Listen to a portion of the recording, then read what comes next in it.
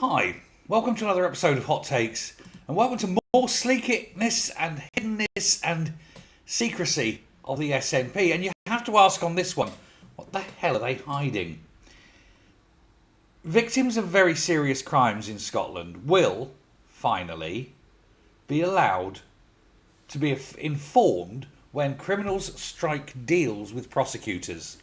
So, let's say somebody does a crime and he's looking at, say, 12 years, but he says, look, if I tell you so-and-so's done something else, do I get a bit off? And I'll say, yeah, we'll take 4 years off for that. They strike that deal and they're happy.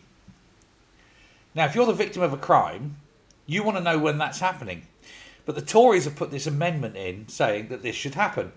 Well, Angela Constance confirmed that she will back a partial amendment which will allow victims in serious crimes to know whether a plea deal has been done, but not victims in lower level crimes.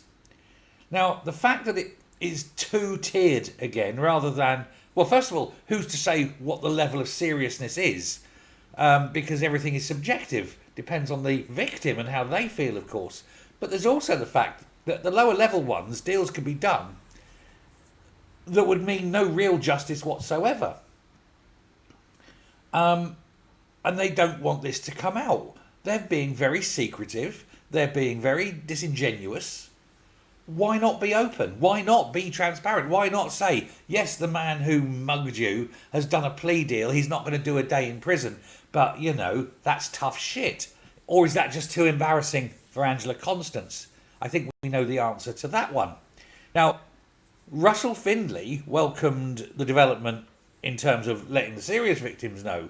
But he says it doesn't go far enough. He says you've got to treat all crimes the same, all victims the same. If a plea deal is done, it's got to be public record that a plea deal has been done. And that way, you know, justice is not only done, but seen to be done. Because when you start hiding things in the justice system, justice is not seen to be done.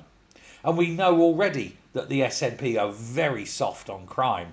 They don't really care. In fact, I would go so far as to say they're actually pro-crime. The way they cut the police, release the prisoners, don't jail people, even for raping children. What's the punishment there? Oh, litter picking. Yeah, I think there is far more to this than initially meets the eye.